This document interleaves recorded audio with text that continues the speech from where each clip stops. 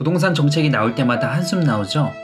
이제 부동산은 끝났구나. 와, 답이 없네 진짜. 왜 하필 내가 하려니까 이러냐. 사실 제가 이랬어요. 그런데 이제는 부동산 대책이 나와도 스트레스를 받지 않습니다. 심지어 웃으면서 이 상황을 즐기고 있어요. 도대체 어떤 노하우를 알고 있길래, 어떤 생각을 하고 있길래 이런 상황에서 미친놈처럼 웃을 수 있을까요? 아주 중요한 이야기가 있습니다.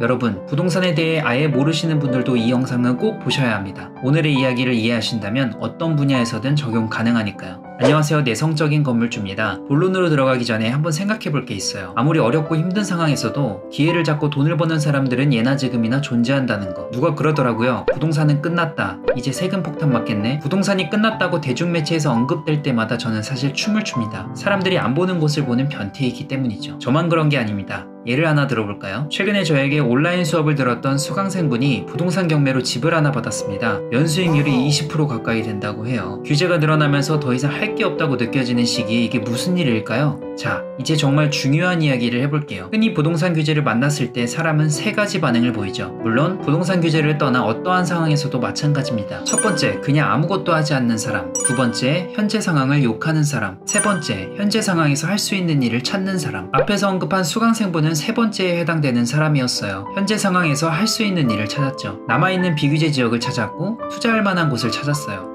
바로 천안이었죠. 천안에 있는 3층 빌라 15평짜리를 부동산 경매로 받았습니다. 결론은 이겁니다. 스스로 문제를 해결하는 사람이 투자자다. 제가 요즘 가장 많이 듣는 말이 뭔지 아시나요? 다주택자는 세금 많이 내야 해서 끝이네요 입니다. 그럼 이렇게 물어보고 싶어요. 어떤 기준으로 세금을 많이 내는지 알고 있으세요? 정부가 뭘 규제하고 있나요? 대부분 이런 답변이 나옵니다.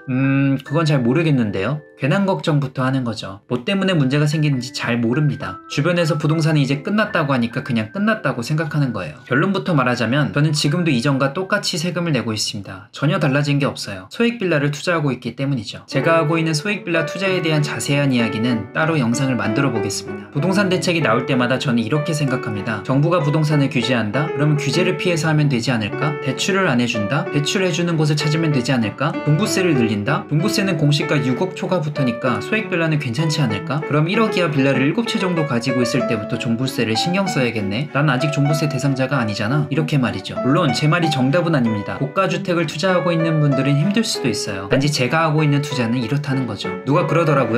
걱정을 하기보다 알아보고 피하면 된다고. 문제가 터지면 스스로 해결해야 하는 게 투자다. 그게 투자자의 마인드라고 말이죠. 저도 동의합니다. 근데 솔직히 말해서 특별한 재능이 없던 저는 문제를 스스로 해결할 능력이 없어요. 어떻게 시작해야 할지 감도 오지 않죠. 그러나 저는 문제를 해결하는 가장 효율적인 방법을 알고 있습니다. 그건 바로 성공한 사람들의 의견을 반영해서 최고의 의사결정을 하는 거죠. 저는 문제가 생기면 인터넷, 유튜브 검색, 그리고 관련된 독서를 시작합니다. 어마어마한 분들의 이야기를 다양하게 듣고 정보를 모으기 시작해요. 그리고 그 중에서 최선의 의사결정을 합니다. 부동산뿐만 아니라 살면서 겪는 모든 의사결정을 책과 유튜브에서 얻고 있습니다. 내가 아닌 다른 사람의 의견을 방구석에서 얻을 수 있는 거죠. 꿀 중에 이런 꿀도 없습니다. 다시 수강생분 사례로 돌아와서 이분은 나이도 많지 않은 젊은 여성분인데 정말 존경스러운 분이에요. 이분이 그러더라고요. 원하는 월세를 만들면 회사를 나와 한동안 쉬면서 하고 싶은 일을 준비해 보려고요. 물론 오랜 시간이 걸릴 수도 있습니다. 그러나 이분은 자신의 속도에 맞춰 꾸준하게 하고 있어요. 현재는 세 채를 보유하고 있죠. 부동산 대책이 나오면서 사람들이 등을 돌릴 때 솟아날 구멍을 찾은 겁니다.